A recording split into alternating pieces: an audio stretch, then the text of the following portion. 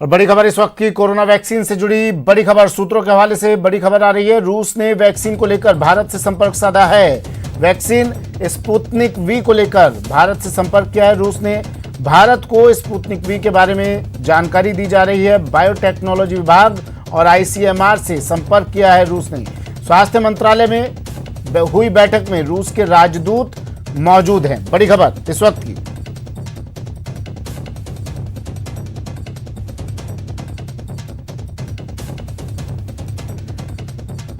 भारत से संपर्क साधा है रूस ने वैक्सीन को लेकर और स्पुतनिक वी को लेकर भारत से संपर्क किया है रूस ने। स्पुतनिक वी के बारे में जानकारी दे रहा है रूस। बायोटेक्नोलॉजी विभाग और आईसीएमआर से संपर्क किया है रूस ने। शैलेंद्र वांगू हमारे नेशनल एडिटर हमारे साथ फोन लाइन पर जुड़ गए हैं। शैलेंद्र, भारत से संपर्क किया है, साधा है रूस ने और इस वैक्सीन को लेकर बातचीत की जा रही है, क्या जानकारी है पूरी? देखिए, स्पुतनिक 5 को लेकर रशिया ने अब फॉर्मली भारत को अप्रोच किया है। अब से कुछ दिन पहले एक बैठक हुई थी स्वास्थ्य मंत्रालय में, जहां पर रूस के राजदूत मौजूद रहे। हालांकि इस पे ऑफिशियली कोई बयान नहीं जारी किया गया, लेकिन हमारे सूत्र ये बता रहे हैं कि स्पुतनिक 5 को लेकर फॉर्मली इंफॉर्मेशन साझा की गई है भारत के साथ। भारत के technology of biotech department of biotech और आईसीएमआर के साथ इंफॉर्मेशन साझा की गई है। लेकिन सूत्र ये भी बता रहे हैं कि इस वैक्सीन की सिक्योरिटी और सेफ्टी को लेकर और फेज 3 ट्रायल्स को लेकर कोई बात अब तक नहीं की गई है रूस की तरफ से। हालांकि आपको ये भी याद दिला दें कि इससे पहले WHO ये बात कह चुका है कि रूस की वैक्सीन रेस में नहीं है, क्योंकि उन्होंने तीनों फेज पूरे करने से पहले ही वैक्सीन को कहा है ये कंप्लीट कर लिया है, लेकिन बिना तीसरे फेज को इसको पूरा नहीं समझा जा सकता, एक सेफ वैक्सीन नहीं समझा जा सकता। वैसे में भारत ने भी ये साफ कर दिया था इससे पहले औपचारिक रूप से कि अगर कोई भी वैक्सीन कोई भी देश बनाता है तो ऐसे में जब तक उसको पूरा प्रोटोकॉल फॉलो ना किया जाए, जब तक ये साबित ना हो जाए कि वो वैक्सीन पूरी तरह से सेफ है, तब तक उस वैक्सीन को लोगों तक पहुंचाना सही नहीं होगा। लेकिन इसी बीच स्पुतनिक 5 की तरफ से ये भी बयान आया था कि इसके तीसरे फेज के ट्रायल के लिए और साथ ही साथ इसके मास प्रोडक्शन के लिए भारत के अंदर इसको कराने का विचार कराया जा रहा है। हालांकि इस पूरे मामले को लेकर अभी डिटेल सामने नहीं आए हैं कि इस बारे में कोई बातचीत हुई है नहीं, लेकिन इस वैक्सीन को लेकर जरूर रशिया ने भारत से संपर्क साधा है। अच्छा, रूसी कोरोना वैक्सीन जो है इसको दुनिया के और देश ज्यादा भाव नहीं दे रहे हैं, क्या एक कारण ये भी है कि भारत से मिलकर भारत से बातचीत की जा रही है? आपने बिल्कुल सही कहा, रूस के वैक्सीन को ज्यादा भाव नहीं मिल रहा है, बावजूद इसके कि रशिया के प्रेसिडेंट पुतिन की बेटी को भी वैक्सीन लगाया गया था इसका और कहा गया था कि ये पूरी तरह से सुरक्षित है। लेकिन क्योंकि ये आम जन के स्वास्थ्य तक का सवाल है, इसलिए बिना पूरे ट्रायल्स किए, बिना सेफ्टी इसकी समझे इसको लोगों तक पहुंचाना सही नहीं होगा। लेकिन ये जरूर है कि अगर वैक्सीन सही रहा तो भारत इस दिशा में भी कदम उठाएगा। लेकिन फिलहाल क्योंकि WHO ने भी इस वैक्सीन को तरजीह नहीं दी है, इसलिए भारत भी जो कदम है वो फूंक उठा रहा है। हालांकि हमारे पास ये भी जानकारी है कि जो हमारे एम्बेसडर रशिया में है, मॉस्को में, वो भी इस इंस्टीट्यूट गमालेया जो इंस्टीट्यूट है जिन्होंने वैक्सीन बनाई है उनके साथ संपर्क में है। लेकिन डेटा का भी इंतजार किया जा रहा है कि सेफ्टी मेजर्स क्या रखे गए हैं और रिजल्ट्स क्या आए हैं पहले 2 चरणों के टेस्टिंग के, उसके बाद ही भारत इस पर कदम उठाएगा। लेकिन फिलहाल ये कहा जा सकता है कि इस वैक्सीन को लेकर भारत और रूस आपस में संपर्क में है। अच्छा, भारत में भी 3 टीकों का ट्रायल चल रहा है शैलेंद्र, क्या उसको लेकर बातचीत होगी? क्या रूस इस मीटिंग में, क्योंकि रेस्पॉन्स अच्छा नहीं मिल रहा है उसकी वैक्सीन को, तो भारत से कुछ बातचीत, कुछ जानकारी हासिल करने के लिए मीटिंग हो सकती है? देखिए, अभी भारत में जो 3 वैक्सीन का ट्रायल चल रहा है उसमें 3 अलग अलग फेजेस में है और माना जा रहा है कि अब से कुछ दिन पहले आपको याद दिला दें कि स्वास्थ्य मंत्री डॉक्टर हर्षवर्धन की तरफ से भी बयान आया था और उन्होंने कहा था कि साल के आखिर तक वैक्सीन तैयार हो जाएगी, वो लोगों तक पहुंचाई जा सकेगी। और इसी बीच ये भी चर्चा सामने आ रही थी कि इसके लिए एक वैक्सीन को लेकर कमेटी तैयार की गई है जो इसके मास प्रोडक्शन और लोगों तक पहुंचाने को लेकर एक रोड मैप तैयार करेगी। लेकिन रशिया, क्योंकि पूरी दुनिया में रेस छिड़ी हुई है वैक्सीन को लेकर, रशिया इस रेस में अपने आप को सबसे आगे बता रहा है और 11 अगस्त को उसने इस वैक्सीन को रजिस्टर कर लिया था हेल्थ मिनिस्ट्री की रशिया ने। तो ऐसे में रशिया चाहता है कि उसकी वैक्सीन को तरजीह मिले, लेकिन अब ऐसे में भारत और रूस के जो संबंध है हम देख रहे हैं कि वो काफी सालों से काफी घनिष्ठ संबंध रहे हैं। वैक्सीन को लेकर कितना कैसे आगे बढ़ते हैं देखने वाली बात होगी, क्योंकि भारत के लिए भी जरूरी है कि वैक्सीन जब तक पूरी तरह से सुरक्षित साबित ना हो जाए तब तक इसका लोगों तक पहुंचाना, इसका मास प्रोडक्शन करना शायद सही कदम नहीं होगा। लेकिन हालांकि खुलकर इस पूरे मामले पर कोई भी भारतीय अधिकारी, कोई भी स्वास्थ्य मंत्रालय का अधिकारी खुलकर ये बात नहीं कह रहा है। बस वो ये कह रहे हैं कि जब तक वैक्सीन पूरी तरह से सुरक्षित साबित ना हो जाए, चाहे वो कोई किसी भी देश की वैक्सीन हो, तब तक उसको लोगों तक पहुंचाना सही नहीं होगा। ठीक है, शुक्रिया शैलेंद्र तमाम जानकारी के लिए। शैलेंद्र वांगू नेशनल एडिटर हमारे साथ फोनलाइन पर जुड़े और बड़ी खबर इस वक्त की उस पर तफसील से जानकारी दे रहे थे। रूस ने वैक्सीन को लेकर भारत से संपर्क साधा है। स्पुतनिक वी को लेकर भारत से संपर्क किया है रूस ने। बढ़ते हैं अगली खबर की ओर। कांग्रेस में बगावत का बवंडर शांत होने के बाद अब पार्टी संगठन की टॉप टू बॉटम नई टीम का ऐलान होना है। सचिन पायलट की जगह प्रदेश अध्यक्ष बने गोविंद सिंह डोटासरा ने प्रदेश, जिला और ब्लॉक स्तर तक नई टीम के गठन की कवायद शुरू कर दी है।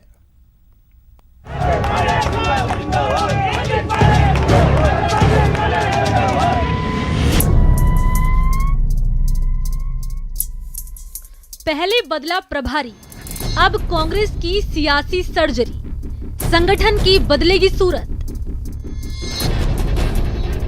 कांग्रेस में प्रदेश प्रभारी को बदलने के साथ ही सियासी सर्जरी भी शुरू हो चुकी है। सत्ता और संगठन में इसे लेकर कई तरह की चर्चाएं जोर पकड़ चुकी हैं। खासतौर से विधानसभा में दिए गए सचिन पायलट के उस बयान के बाद, जिसमें सचिन ने कहा था कि जो मर्ज था उसे डॉक्टर को दिखा दिया और डॉक्टर ने दवा भी लिख दी। इसी कवायद में अविनाश पांडे की जगह अजय माकन को प्रदेश प्रभारी बनाया गया। राहुल गांधी जी हमेशा ही की बात कहते रहे हैं कि जो कार्यकर्ता जिसके बल पे हम लोग सत्ता में पहुंचते हैं, उन कार्यकर्ताओं का सम्मान होना चाहिए और सरकार में उनकी भागीदारी होनी चाहिए। तो माननीय मुख्यमंत्री जी और आला कमान, संगठन सब मिल करके इसकी जल्दी प्रक्रिया करेंगे और जल्दी ही नियुक्तियों की प्रक्रिया शुरू होगी। असंतोष थमने के बाद अब कांग्रेस संगठन को टॉप टू बॉटम नया आकार मिलेगा। नए पीसीसी चीफ की टीम तैयार होगी। प्रदेश से लेकर ब्लॉक तक की नियुक्ति होगी। सचिन पायलट और सीएम गहलोत दोनों खेमे के नेताओं को संतुष्ट करना चुनौती रहेगी। यानी मुश्किलें तमाम हैं, पर राहत की बात ये कि सत्ता और संगठन में पद की कोई कमी नहीं है। ब्लॉक कार्यकारी में 31, जिला कार्यकारिणी में 41 पद हैं। लेकिन आमतौर पर अब जंबो कार्यकारिणी ही बनती है। ऐसे में जिला और ब्लॉकों में 15,000 से ज्यादा नेताओं को पद मिलने तय है।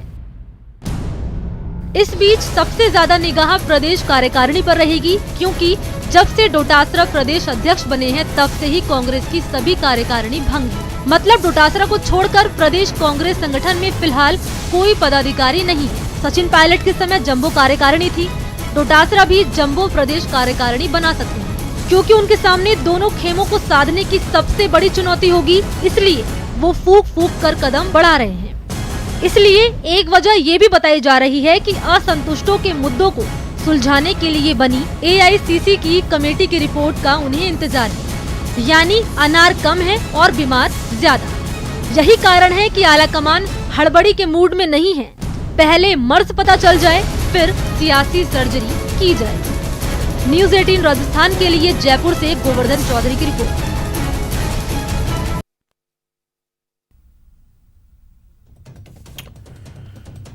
तो अब कई पद खाली हैं, उन पदों पर जो रिक्तियां हैं इन्हें भरा जाएगा। लेकिन सवाल यही होगा दोनों खेमों को किस तरह से संतुष्ट किया जाएगा। प्रदेश से लेकर ब्लॉक स्तर तक नियुक्ति होनी है और गोविंद सिंह डोटासरा पीसीसी चीफ कह रहे हैं कि अब आला कमान के निर्देश के बाद अब ये नियुक्तियां जल्द भरी जाएगी। लेकिन सवाल वही कि दोनों खेमे अब भी वही हैं और इन दोनों खेमों को संतुष्ट किया जाना है। संगठन को नया आकार दिया जाना है, लेकिन इस आकार का स्वरूप क्या रहेगा, इस आकार में कौन वो चेहरे शामिल होंगे, नए चेहरे, जिससे असंतोष की स्थिति फिर दोबारा सामने ना आए। प्रदेश से लेकर ब्लॉक स्तर तक अब नई कार्यकारिणियां बनाई जाएंगी, नई नियुक्तियां होंगी, लेकिन सवाल वही, सचिन पायलट और गहलोत दोनों खेमे के नेताओं को किस तरह से संतुष्ट किया जाए। पीसीसी चीफ गोविंद सिंह डोटासरा की टीम अब तैयार होने वाली है। गोवर्धन मेरे सहयोगी हमारे साथ सीधा जुड़ गए हैं। गोवर्धन, ब्लॉक स्तर तक की नियुक्ति होगी, प्रदेश से लेकर ब्लॉक स्तर तक नई नियुक्तियां, पीसीसी चीफ की नई टीम तैयार होने जा रही है, लेकिन सवाल ये कि इस टीम में चेहरे कौन कौन से होंगे और वो चेहरे क्या ऐसे होंगे जो जिससे दोनों खेमे संतुष्ट रह सके। देखिए, ये बड़ा सवाल है कि पीसीसी चीफ की टीम कब तैयार होती है और उसके चेहरे कौन कौन होते हैं। इतना तो तय है कि जितने भी खेमे बंदी जो है उसमें समन्वय बिठाने वाले चेहरे सामने लाने की कवायद जो नए पीसीसी चीफ और नए प्रदेश प्रभारी हैं उनको करनी होगी। अभी तक जो नए प्रदेश प्रभारी हैं अजय माकन, वो प्रभारी बनने के बाद प्रदेश के दौरे पर नहीं आए हैं और इस बात की संभावना है कि इस सप्ताह के अंत तक या अगले सप्ताह मतलब 7-8 दिन के अंदर अंदर अजय माकन को राजस्थान आकर के और नेताओं से मिलना है। यहाँ की जिम्मेदारी, हालांकि वो दिल्ली में संभाल चुके हैं, प्रदेश प्रभारी का पद वो संभाल चुके हैं, लेकिन फील्ड में आकर के और नेताओं से मेल जोल का जो एक सिलसिला होता है प्रदेश प्रभारी के नाते, वो इस सप्ताह के अंत तक शुरू कर सकते हैं। उसके बाद ही नई टीम के गठन की कवायद शुरू हो पाएगी।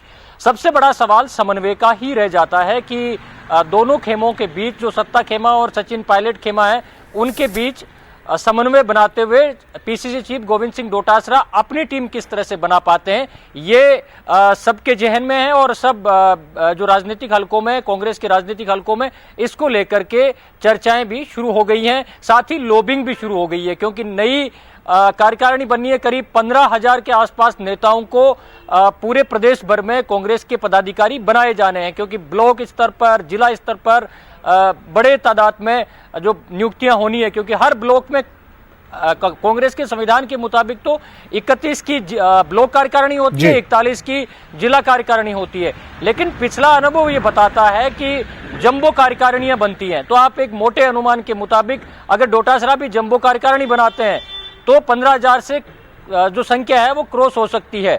अगर कांग्रेस के संविधान के दायरे में रह करके 31 और 41 के फार्मूले पर अगर ब्लॉक और जिला कार्यकारिणियां बनाई जाती है तो भी 13-साढ़े 13,000 कार्यकर्ता इसमें पदाधिकारी बनते हैं। तो इतने बड़े पैमाने पर पदाधिकारियों की नियुक्ति छोटा टास्क नहीं होता है और इसमें सबको संतुष्ट रखने की भी एक बहुत बड़ी चुनौती होती है। तो एक मेगा एक्सरसाइज आगे आने वाले दिनों में पीसीसी चीफ गोविंद सिंह डोटासरा और प्रदेश प्रभारी अजय माकन को करनी होगी।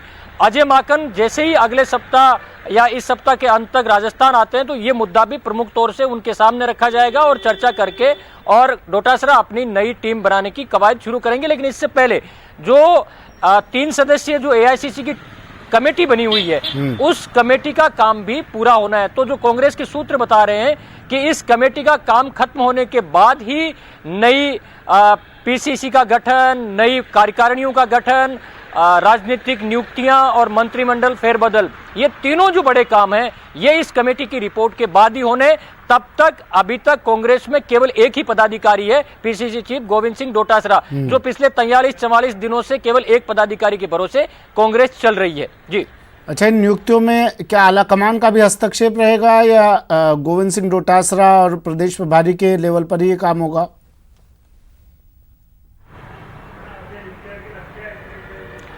देखिए, अभी तक जितने भी नियुक्तियां कांग्रेस में होती रही है उन सब में हाईकमान की मंजूरी जरूरी होती आई है। ये अलग बात है कि प्रदेश प्रभारी के स्तर पर ये सारी जो एक्सरसाइज है वो पूरी कर ली जाती है, लेकिन हाईकमान से अनुमति लेने की परंपरा जरूर रही है। तो इस मामले में भी हाईकमान से अनुमति जरूर ली जाएगी, लेकिन अब डिले कितना होता है, कब ये सारी नियुक्तियां कर दी जाती है, सबसे बड़ा सवाल ही यही है। हमने गोविंद सिंह डोटासरा से कई बार ये सवाल किया, उनका भी यही कहना था कि जैसे ही अजय माकन राजस्थान अगले सप्ताह आ जाएंगे उनसे बैठ करके चर्चा की जाएगी और उसके बाद में ये सारा जो एक्सरसाइज है वो शुरू किया जाएगा। तो अभी तक कोई टाइम बाउंड प्रोग्राम कांग्रेस की ओर से डिक्लेयर नहीं हुआ है कि कब तक ये नियुक्तियां कर दी जाएगी। जब तक पूरी कार्यकारिणी नहीं बन जाती है तब तक केवल गोविंद सिंह डोटासरा के भरोसे ही कांग्रेस चलेगी, क्योंकि आपको याद होगा 14 तारीख को जब सचिन पायलट को बर्खास्त किया गया था और बाकी जो पदाधिकारियों को बर्खास्त किया गया था, उस वक्त सारी कांग्रेस की कार्यकारिणियों को भी भंग कर दिया गया था। तो आज के दिन में गोविंद सिंह डोटासरा को छोड़ करके कांग्रेस में कोई पदाधिकारी नहीं है, केवल एक पदाधिकारी है। तो अब सबकी निगाहें इस बात को लेकर के टिकी हुई हैं कि कब कांग्रेस अपनी नई टीम का ऐलान करती है, कब जिला, ब्लॉक और प्रदेश कार्यकारिणी का गठन होता है, इस पर सबकी निगाहें टिकी हुई है। हालांकि टाइम बाउंड कोई प्रोग्राम अभी तक सामने नहीं आ पाया है। कांग्रेस में समन्वय की जो हमेशा चर्चा चलती आ रही है, अब देखना होगा इन नियुक्तियों में, इस प्रदेश कार्यकारिणी के गठन में कितना समन्वय देखने को मिलता है और कितना गोविंद सिंह डोटासरा और अजय माकन कांग्रेस के जो मिडिल लेवल के और जमीनी लेवल के जो पदाधिकारी हैं उनको कितना संतुष्ट कर पाते हैं। ये बड़ा टास्क प्रदेश कार्यकारिणी, जिला कार्यकारिणी और ब्लॉक कार्यकारिणी गठन पर निर्भर करेगा। ठीक है, शुक्रिया गोवर्धन तमाम जानकारी के लिए।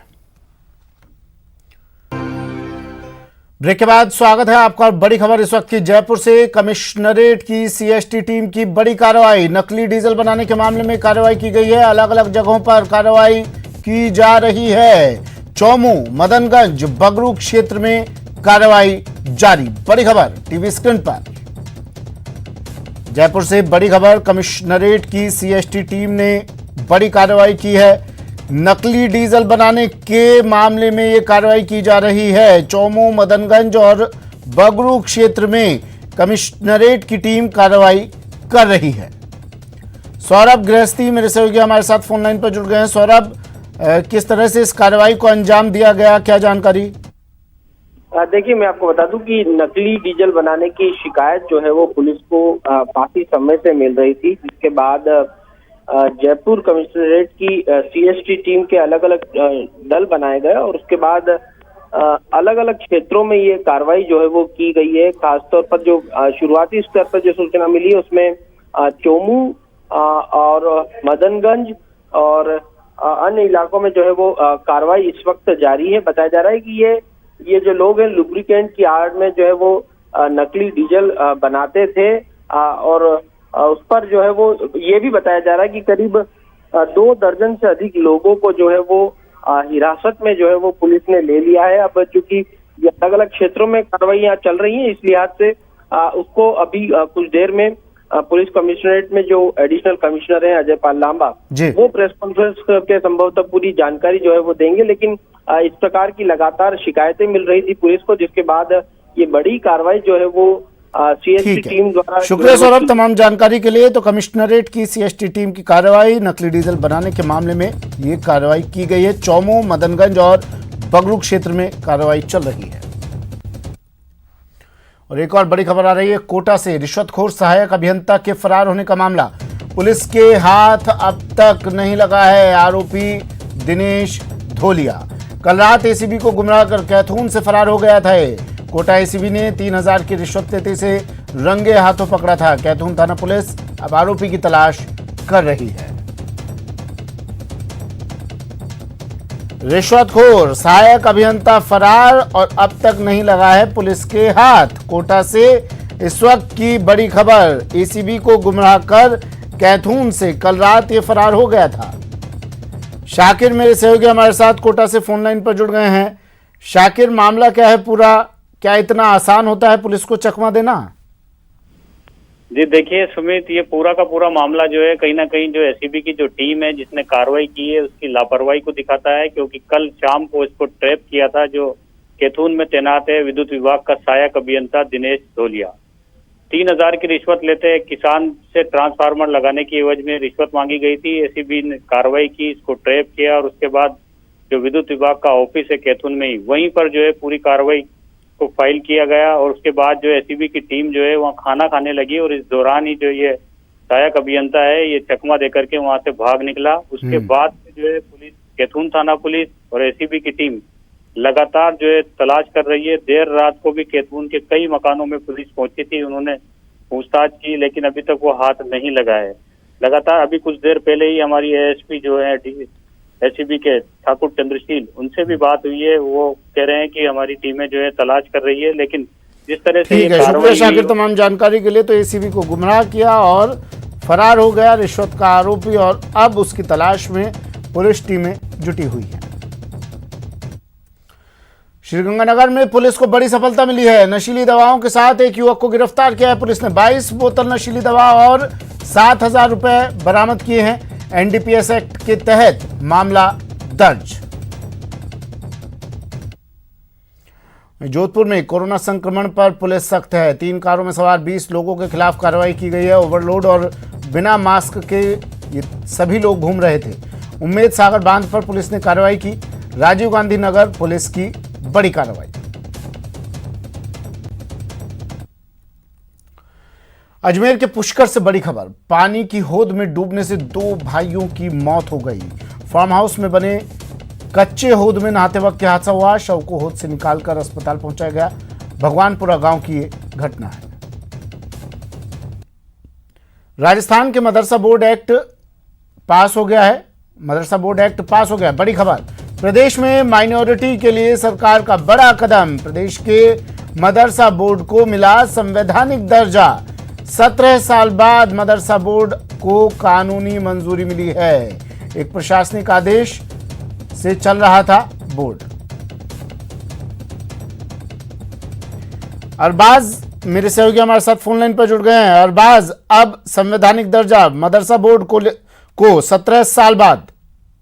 जी बिल्कुल सुमित, देखिए 17 साल का एक लंबा इंतजार रहा और सरकार कई आई और कई गई, कई वादे हैं, लेकिन राजस्थान के माइनॉरिटी के लिए एक बड़ा कदम माना जा रहा है और काफी लोग बाग इससे खुश नजर आ रहे हैं, क्योंकि मदरसा बोर्ड आप देखिए कि पिछले 17 साल से महज एक प्रशासनिक आदेश पर चल रहा था, जिससे वहां पढ़ने वाले ना तो बच्चों की, ना वहां के टीचर्स की, ना ही उसकी किसी भी कार्रवाई की कोई कानूनी हैसियत नहीं थी।